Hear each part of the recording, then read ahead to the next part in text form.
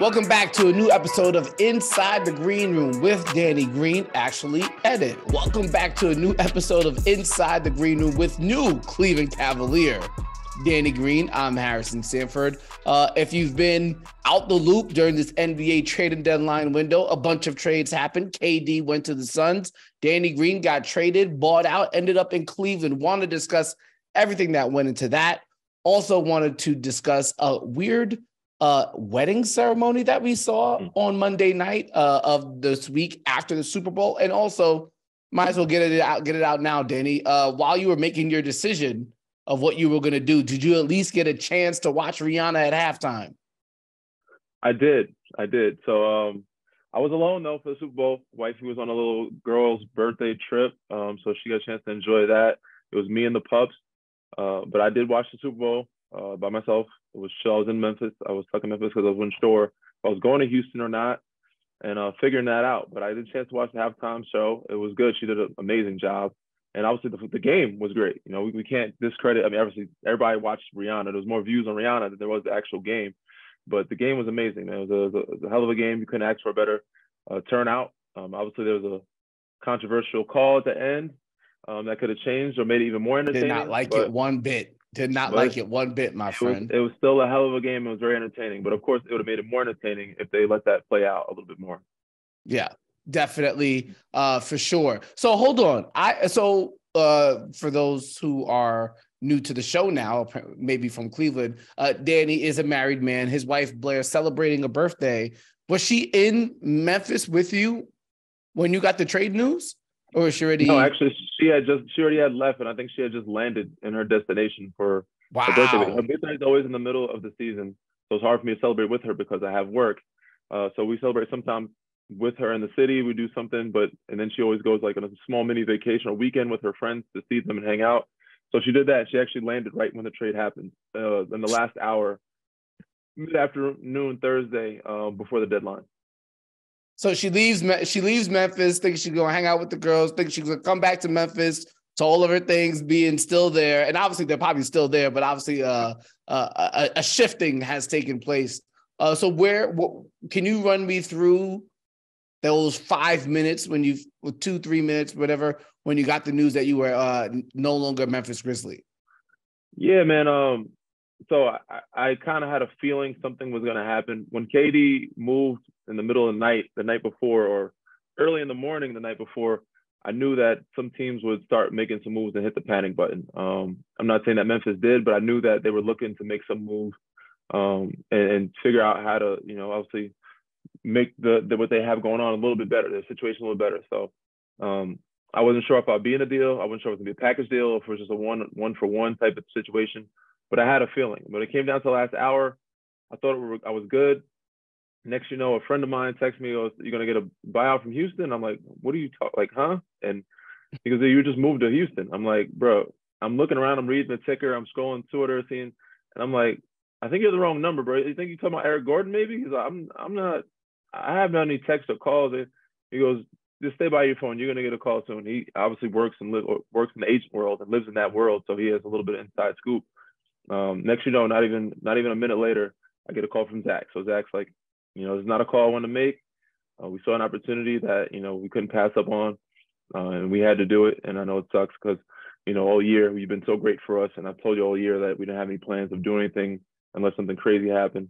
So obviously something crazy happened. So people have to adjust and make changes. Teams have to make moves because, teams are getting better. So it happens. He wasn't happy about it. I got calls from everybody. And Memphis has been A1 from day one, and they've been on top of everything, very accommodating. It's a great organization, and they made me feel great. They embraced me. They made me feel special. I think that's what made it tough because it was so abrupt, and because I was leaving a great group, a great organization, and some people that I work close with. Mike Roncarati, the guy I was working with my knee. Big shout out to him because he's been amazing all year with getting me back on the court within 8 months. Also got to give a lot of credit to Sean John at Myers Institute of Sport, which I've said those names multiple times before. So a lot has gone into me getting back in those 8 months, and Memphis was a big part of that. So building those relationships with the team, with the staff, and with the organization, it was just tough having it abruptly be like, all right, you got to get up and move. Also, I've never been traded mid-season before, so this was even more unsettling. So I've been traded a couple times, and and it's off season, so you have time to think, reset, get a chance to look at spaces, places to live, move, etc. Grab your stuff, figure out logistics. Now it's like, all right, you got to get up and then figure out as you're on the fly as you're going. So, are you going to Houston? Are you not? Are we getting bought out? Where are we going? And then you got to get there right away. And then, all right, we got to figure out living situations as you're there and moving logistics as you're in the middle of about to learn offense, learn defensive principles, all those things, which is very unsettling at the time. So it's been a hectic, 72 hours or so. And, I'm in Cleveland now. I got a chance to meet with the group, clearing waivers, and hopefully be able a chance to play in Philly with the group. If not, I'll be on the sidelines at least and build support and talk to them. And, there's a great young group of guys that are similar to Memphis. They're active and willing to learn and buying into one to win and do something special here. So I do want to talk about how you potentially fit there in Cleveland and just the decision-making of picking Cleveland to be the next team that you wanted to go to. But if we want to look back a little bit on the history of some of the trades that you've been in, obviously the first one of at least of note was the trade with you and Kawhi going to San Antonio. Obviously, it made sense from San Antonio's standpoint if they were going to move on from Kawhi. Some people looking back at it said they didn't get enough for you in return, but they had to make the money match XYZ. And then and then you end up with the Lakers. And then after winning the title, they trade you along with a draft pick that ended up turning out to be Desmond Bane, which is wild, for Dennis Schroeder. And while I never want to see one of my homies get traded, I still have to be somewhat of an analyst, somebody who evaluates the game and front office decisions. And I thought, I guess it makes sense if you have to commit more money to Alex Caruso, potentially, or more money to KCP, more money to potentially to Kuzma, spending a lot of money for those 3-and-D types when you don't necessarily have a point guard, because remember the team ended up losing Rajon Rondo. I thought it made logistical sense. And obviously, I went down to Memphis. They treated me well there for my first time there. So all love to them. Obviously, they helped you rehab. So it's no shade at all. But if I'm sitting back from a front office standpoint, or at least if I'm trying to evaluate, I found this trade curious because one, obviously, if you were at full health, I don't think there's anybody who's watched the NBA who would say Luke Kennard is more valuable in a playoff series, a playoff game than Danny Green. And then also, obviously, you only played 3 games. And if I remember you from last year, it did take you a while to get on your stride, but the playoff basketball that you played last year for the Sixers was really damn good. So I thought of it as there was the first time you got traded and I said, why? Like, was that's what you gave up? That's what you traded Danny for? Like, I didn't see it. Now I do understand, like, there were some times you were out there on the court and I could see, okay, Kennard might be better in this aspect if he ends up in having like a dribble handoff situation or whatever. But when those playoff rotations get shrink down, you need defenders, you need two-way players. Like I just didn't get it. Yes, he has money on his contract for next year, so there is value in that from a front office standpoint, I would assume. But I'm wondering what you thought, because I'm assuming you understood every trade that you've been in. Did you find yourself puzzled with this one? Yeah, a little bit. I mean, I just know the names that were thrown out there. They're looking at OG, Pascal, like some of the big names made sense to package and try to get. And no knock to Luke Kennard. He's very good. He can shoot the basketball. I guess it was a little confusing. And then at one point I was like, well, our front office is a lot of Duke people. So I'm like, oh, they got another fucking Duke guys. But I mean, I don't think that's the case. I was, just joking around. But he's a really good, floor spacer. He shoots at a very high clip for his career, not just 1 year, but he averaged 43% for his career, which is really good. And hopefully gives, Ja and Dez and Jaren the space they need to operate. Because the one thing they do lack is 3-point shooting. Now, I don't think I'm a bad shooter myself. I mean, you're talking about 3 or 4% and difference. But I said he is a very pure shooter. He's good, high IQ player. They made it on put it on the ground a little. Can put it on the ground a little bit. Put it on the ground a little bit. He can make a play or two, but yeah. And I guess they just saw that that was a better fit. And, I felt that maybe they just needed to make a move. Maybe I think it was the money wise. I don't know the money, how it works logistically, what they're looking for. If they're trying to package something in the summer, I don't know. Mm. But yeah, I was a little confused. I was a little puzzled, but he is a good player. So, no knock to them, no knock to him. I hope it's a good marriage. I hope it works out for them. And if not, obviously Zach is the brains behind everything, and he knows what's going on, knows how to, pick apart some things and put together some things. So it was other people there that you might not know. Ariana's there. There's some people that they can see the bigger picture, and this might be a move for the bigger picture in the long run, which could be something that we're not seeing. But all in all, it's at the end of the day, they felt they needed to make a move and that this would help them. And I think if they believe that, they're pretty good at knowing what they're doing. So we'll see. And I think we'll find out in the near future of what was come of this move.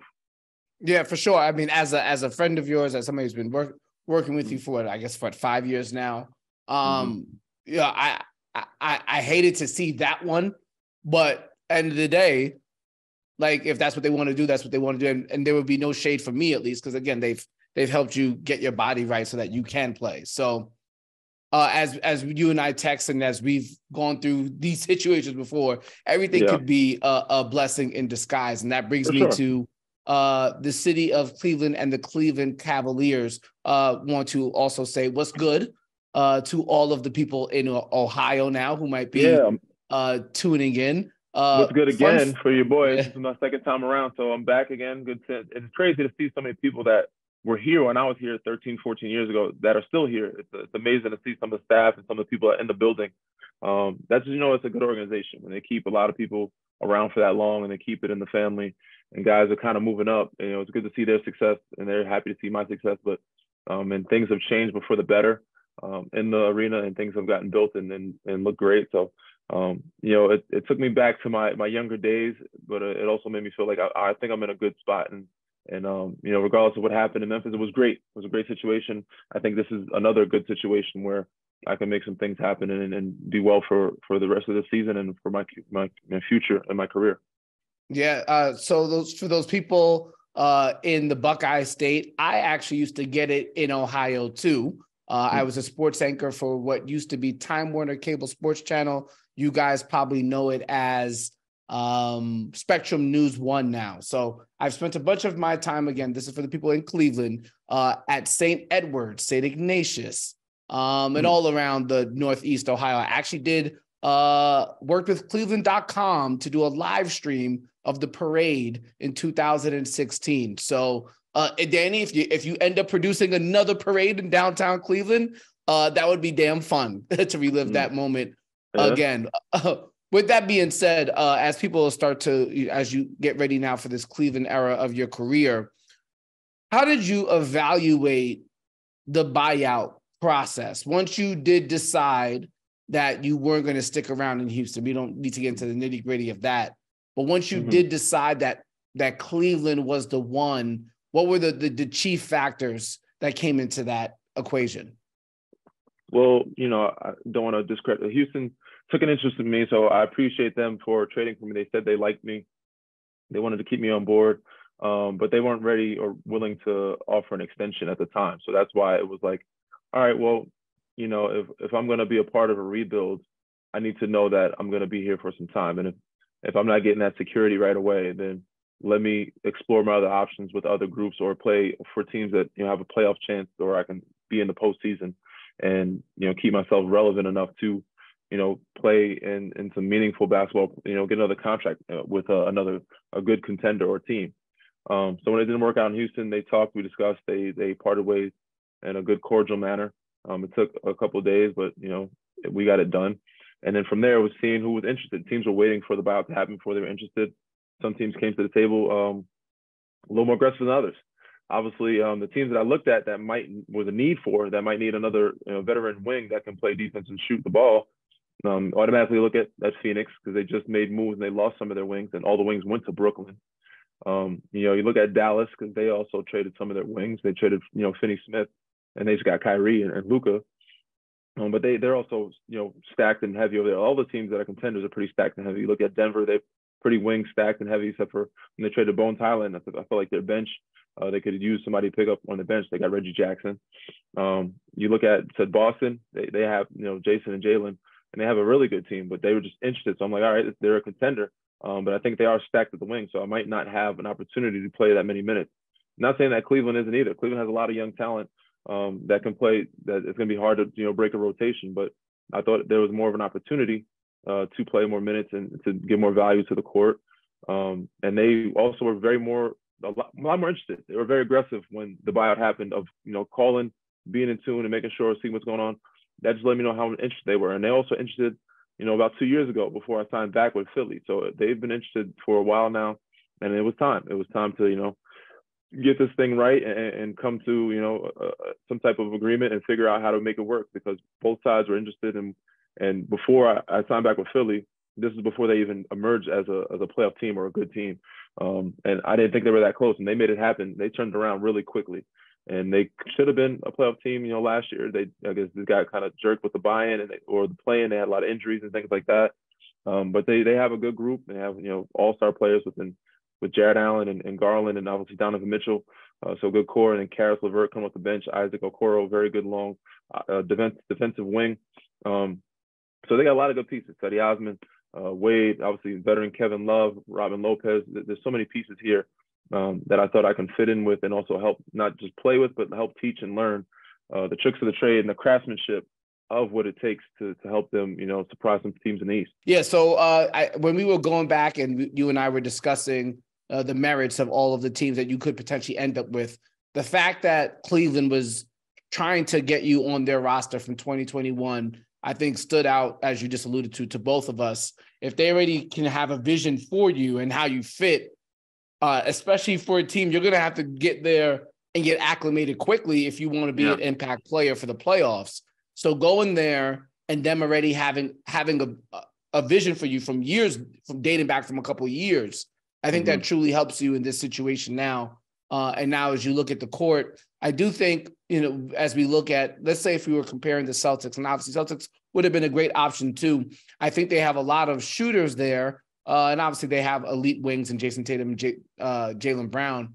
I think it's going to be interesting to see. I've been watching the Cavs all year, and I watched them here Monday night take on the Spurs. And it's going to be interesting to see how teams, even though Isaac Okoro recently has been shooting the three well, it's going to be interesting to see how teams respect him, or if they do respect him in the playoffs. And I think that's something that I saw in the quick time in Memphis, and something that's been throughout the course of your career.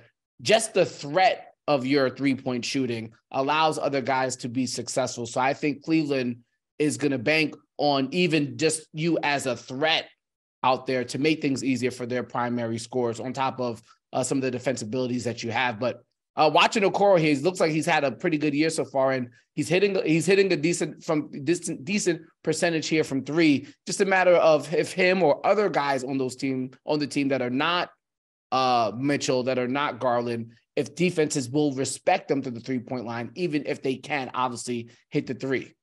And I'm sure you've been through that before. There's guys who can hit threes, and there's guys who get respected from threes. They're two different categories. For sure.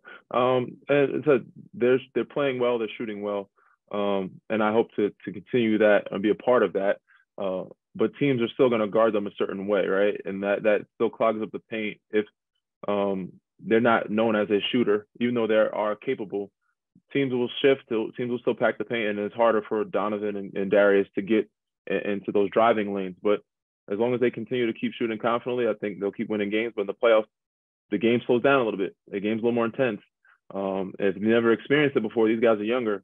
It's harder to shoot in those type of atmospheres. It's harder, especially on the road. So that's why I'm here to help not just bring in shooting, but help build encouragement, positivity, and that mental toughness and strength to be able to play in that type of atmosphere and be prepared and be ready for it. And then where teams will have to respect you. If you just shoot like that for 2 games in a playoff series, you have to do at least consecutive 2 or 3 games for teams to be like, all right, we're not going to leave this guy. We're not going to pack the paint. We're not going to shift off them.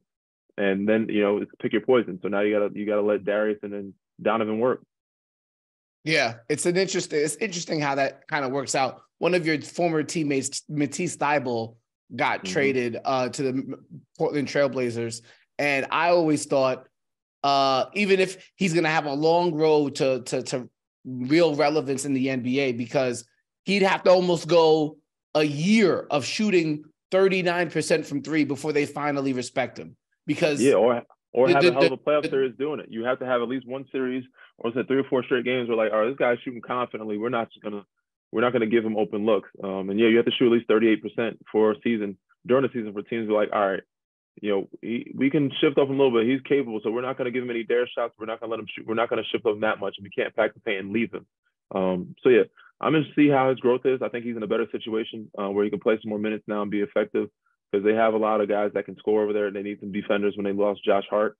But yeah, he's a great addition to that team and any team, and his athleticism. And I think he also is very capable of shooting the ball. He just hasn't shown it yet, and he hasn't have the confidence to do it. And hopefully, the players there and the coaching staff will encourage him to be able to branch, take those shots and be prepared for when they need it for in the playoffs. Well, that's the thing. It's hard for him to get up, be on the floor, get up those shots when you have a back to the basket center. It really condenses the floor. I think he'll have a lot better showing there in Portland than what he had in Philly, and he still had his bright moments there in Philadelphia. There, yeah, for sure. They got some athletes over there, man. With him, Sharp, man, them guys is jumping out the gym. Oh yeah, and Simon's won the slam dunk competition, so they're jumping out the gym. They're jumping out the gym. Little, they got some guys over there, man. I do want to get to maybe some of your picks that are going to happen here at the All-Star break for 3-point competition, slam dunk competition. We'll do that before we get out of here for the show. But okay, you reacted to what happened with Kevin Durant and what you thought, how the league reacted. But what do you think about it in itself, the Kevin Durant to Phoenix whole thing that happened? And I also would like to say that I was damn right, because last time we did this thing, I told you KD's up out of there. Last time we did it, Kyrie was going to Dallas. That was a possibility. They could have been a nice little roster with the wings that they had over there. Now they're over flooded with wings. But end of the day, KD's out of there, and one would have to imagine that Phoenix should quote unquote win an NBA title within the next 2 years. Yeah, I mean, you were right, for sure, 100%. And they did bring some pieces around Kevin to keep him there if he wanted to stay there. And maybe he privately, or maybe they had an understanding before the season started, that if things went south, that, they would get him out of there. So he didn't have to ask for a trade. I just didn't think he would ask for another trade like that just because Kai wanted out. But they respected, and I guess they held their end of the deal where the talks that they had in the summertime when he decided to come back after recanting his first trade request and saying, I want to stay here, is what I want to do. We'll figure it out and try to give it our best shot. It didn't work out, and they were like, all right, we're going to get you, in a good spot where you've asked to go, and they got him where he wanted to go. Now, Phoenix, that's a whole nother monster there. They got something going on over there. That's going to be a tough team to beat. They got, I don't know how they made it happen, but they got Kevin Durant and kept CP, Book, and Ayton. That is some shit there. Yeah, that's kind of wild. So they gotta. And also you just gotta fill it in with some of the pieces. And right now they're picking up some. Terrence Ross is a really good piece. They're putting together some good pieces. They're gonna be something to reckon with in the West. Obviously, they don't have a lot of time to put it together in chemistry wise. But with those 4 pieces, you can play. You don't have much of a bench or whatever, but you can play those guys at different times. You can play 2 of them, and with the second unit, you can play 2. They all can start, but you can take some out, mix and match. Second unit, first unit. When you have 4 of those guys, one of those guys are always on the floor, and that keeps you stable regardless. But they have a lot of scoring, a lot of mid-range, of course. They do need some, defense and some 3-point shooting. But they're a force to be reckoned with, and they haven't even gotten the floor yet together. But as I said, I'm just going to see how long it's going to take for them to mesh and figure out that chemistry, because they have a short window, especially with CP being the age he is. You got about this year and next year, and if it doesn't happen by then you're gonna have to, start looking for some other pieces. But even without CP, you still got Book, KD, and Ayton, and I think that's the great core of what you need in terms of being a contender. And so for the next couple of years that they have, those 3 guys, it's gonna be a lot of entertainment in Phoenix and a lot of wins over there. And so we'll see what they do come playoff time or this summer anyway. I was looking forward to see how you could fit in with Memphis and seeing how they could respond in potential playoff situations. But when that KD trade happened, this is what I also said to myself. This is before you obviously got moved. I said to myself, or out on Twitter too, if you win one playoff series in the Western Conference this year, regardless of who you are, regardless of what team you are, and maybe the Suns and the Warriors are the only exclusions, it should be considered a success because the West is so ridiculous. Like if you are let's just say you were the Memphis Grizzlies. You're the Memphis Grizzlies. You beat the 7 seed Warriors and you lose to the Nuggets in the next round. Congratulations, that was a successful season. Like if you're the Dallas, if you're the Dallas Mavericks and you beat if you beat the Sacramento Kings in the first round and then you lose to the Phoenix Suns in the second round, congratulations, you had a really good season. The West is just so you got the Clippers over there. You know what I'm saying? So it's ridiculous. Dallas and end up playing the Clippers in the second round. You never know it is wild. It's up in the air, and but it's a lot. It's a lot of power, a lot of strength, a lot of force, and it's going to be a lot of great basketball on that side. But don't sleep on the East. The East is pretty solid too. But there's a lot of power in the West with all those teams from 1 through 13. Even so, with the Lakers making the trades they made, and they're still a 13th seed, they end up in a play, and they're going to be a pretty tough team too if they get it together and find the chemistry with AD healthy, Braun healthy, and all the pieces around them. They made some really good moves, but a lot of good teams. Portland's doing well. Sacramento, obviously Clippers, Denver, so Phoenix, they just rebuilt. Memphis still at the top of the heap. It's going to be a lot of good basketball in the playoff time, man.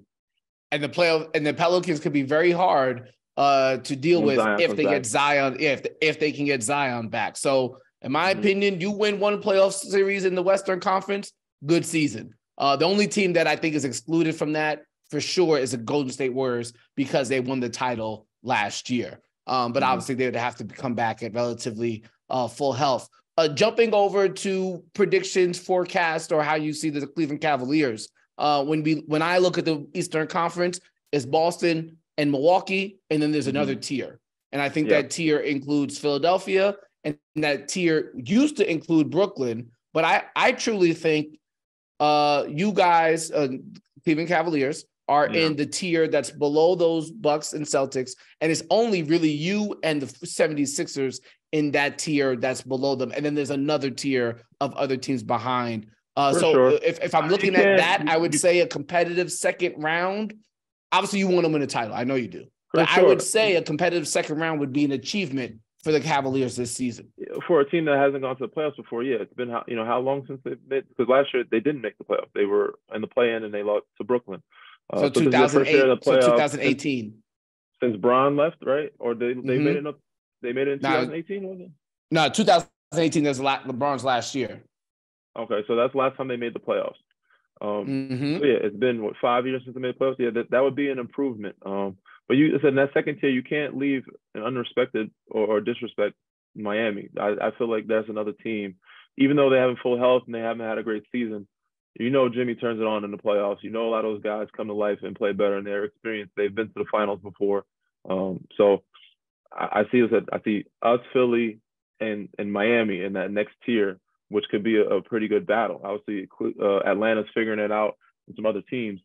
But yes, obviously Boston and Milwaukee at the top. And then the next tier, I think, would be, Philly, Miami, and then us. So it's going to be some good playoff basketball in the East, too. You can't sleep on it. So I'm looking forward to it. But I said our job is to get there and then, play our best basketball. And, some people, they'll sleep on you. And if they don't take you lightly, take you seriously, once you sneak a game or two, it changes the whole series. And if I can get them mature enough to be able to play, really good basketball, to get, 1 or 2 games on the road, we might mess around and make it to the third round. You never know. The second round, or get somebody in the second round that we're supposed to get to. So, it'll be a fun, ride, fun series, fun playoffs, and seeing how their growth will be in the next 20, 30 games. Yeah, the opportunity is definitely there. So looking forward to seeing that. Two quick things before we get out of here, DG. By the way, that's a third thing. So I don't know if you're aware of this, but among a lot of Cleveland Cavalier circles, the acronym or the nickname, quote unquote, DG has been awarded to Darius Garland. Are you in the market for a new nickname? Yeah, we have more than one DG actually that's not playing, but we have a couple around the arena in the organization. And I was like, all right, we have too many DGs. We have to give some other nicknames. So, yeah, we're kind of searching for. Obviously, Darius is all-star. He can take the acronym. So I have to figure out something else. But yeah, I'm the new one here too. But yeah, we got to find something to where it makes it easier for communication on the floor and in the locker room. But yeah, the other two things. Now I'm thinking there's another thing too. Okay. So there was thoughts. People from LA were hitting me up, asking me if you were gonna come back to LA, and I know you thought about it, but I think. Oh yeah, another conversation that was had. Sorry, I didn't mean to not forget about that. I did have a conversation with Rob Blink. It was a good one. But Rob was in church and it was hard to get coach on the line. It kind of came to the table a little late. But we had a discussion, we had a conversation, and they asked what could move the needle, what could happen, what could they do. I don't think they had the opportunity or the same opportunity or same minutes with all the wings that they brought in, all the people they brought in, to be able to give me an opportunity or say like, oh, you'll have a good opportunity to be on the floor and that we're for sure going to make the playoffs. So it was very up in the air, and it's a very urgent time for them. They have to win now, and they have a lot of pressure doing that in a short amount of time, and that relies on a lot of LeBron's health and Anthony Davis's health in the last 20, 30 games. And for me, that was just it was a big risk. I would love to obviously be there and play with those guys again. But I had to go with, to the West is stacked and the East is had to go. I'm not saying it's not stacked, but I had to go with the team that's, top and almost in the for sure playoff run and has a good chance, especially because the East now has weakened with Brooklyn dropping. Or they drop, because they're really damn good still with the wings they have. But yeah, I think there's a lot less pressure on this team of making the playoffs where they're sitting at right now. Yeah, and the way they're playing basketball, they're hooping right now. Yeah, for sure. Somebody who's just come back from an ACL injury, obviously you want to show your best out there so that you could be suited again this summer. And the uncertainty of the Lakers making the playoffs or not is definitely something that had to be factored in. If you only get, I don't know how many games are left in the season, but if you only get 25 games to show what you're worth out there, and maybe you don't play back-to-backs, now you're looking at 18 games. And what if you don't make the playoffs? So you got 18 games to show how much you've gotten back to full health from the ACL injury. I don't think that would be fair to you if you want people to truly evaluate your talent on the open market this summer. So it would have been cool, but you got to make the wise decision for the long run. So that's that. I would say this though, maybe they could have sweetened the pot if they were able to get you number 14, which is now being worn by Scottie Pippen Jr., I believe. Maybe. Yeah, maybe. Luckily for me, the teams that was considering me, Houston and here, they had the number available. So I'm able to keep my number, which is a great thing, and, represent my town, because I don't know if everybody knows the story behind my number, but it's a big part of where I come from and me representing and not forgetting, the small town that I came from. So yeah, I'm able to keep that here in Cleveland and, represent. All right, DG, we're not going to record a podcast until after the All-Star break. So let's run through it real quick. First and foremost, I just hope we don't get disappointed with the slam dunk contest this year. It was really a shame what we saw last year. There was no energy in the crowd. You gotta lower your expectations, man. I mean, I don't have many expectations for the slam dunk contest anymore, especially when the Aaron Gordons of the world, the Zach LaVines, the John Morants of the world are not in it like that. Not disrespect to any of those other guys. They're athletic, but these are the best athletes, the people I want to see and have done some crazy stuff in our league. But, we got some other, Sims is a high flyer. They got McClung, he's a G League guy, two-way guy. He's done some impressive things. So, but at the same time, it's that, not everybody's jumping at the opportunity to go in it anymore. And that's why my expectations allow you to lower your expectations as well. And then you won't be disappointed. Yeah, for sure. I just give me one. Just give me one. Give me one dunk. Give me one dunk that makes me jump out of my seat and get it done on the first try. Now, I can't have to see it 5 times before it actually happens. I'm not. If they get it done within 3 tries, I'm happy. That's good. First try is tough, man. That's tough. But yeah, it's impressive now. If you get any dunk in your first try that you attempt, it's pretty much like at least an 8. Yeah, you could do quote unquote basic dunks and just get it right the first time, and you could win the slam dunk competition. That's how it's been recently. Okay, and also the 3-point competition participants, they all haven't been named, but it has been reported that you'll get Tyrese Halliburton, Buddy Hield, Anthony Simons, Damian Lillard, and Lauri Markkanen. There are rumors that you might end up seeing Anthony Edwards, Isaiah Joe, who you've played with, who's actually leading the NBA in 3-point shooting. Why he's no longer a Sixers, a story for another day. 45% from 3. Wow. Yeah, he's hooping. He's hooping. He's shooting well. I thought that was a missed opportunity. And last but not least, again, a rumored name could also be a guy you also played with, Kentavious Caldwell-Pope. But let's just go from the confirmed names. Tyrese Halliburton, Buddy Hield, Anthony Simons, Lillard, and Markkanen. If you had to pick one who's going to represent as a 3-point champion in Salt Lake City, who's it going to be? I'm going to go with Markkanen, man. I think it's the year of the bigs, and he's been having a hell of a year. He's shooting lights out. His confidence is unbelievable. Dame's been in it a couple times. He hasn't won it yet, so he's a second for me because he's probably a little edge. He's got more experience. Anthony's very young and new to it. Tyrese is very young and new to it. They all can shoot the ball well, but I'm going with the big and then probably Dame behind him. Word. Looking forward to it. My friend, get all that you need to get done and being acclimated to the Buckeye State. You've done it before, so now it's just the second time around.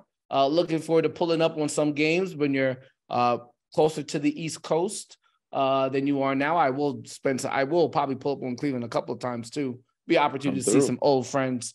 And actually, you get to come back to New York. You get to come back to New York as well. So we do. Yeah, in March. Yeah. With that being said, everybody who's tuning in, I assume we might have some new listeners. This is Inside the Green Room. You can find us on Twitter at Green Room Inside. Also Instagram at Inside Green Room. And don't be alarmed. Next time we're around, we'll probably have even better quality of audio because Danny will be all set up and at home. Don't be mad. You can't blame the man. He's on the move. He's on the move right now. Didn't bring the microphone, but we'll be better prepared next time. Re-rate, subscribe, review. We'll get the better mic next time. We appreciate y'all.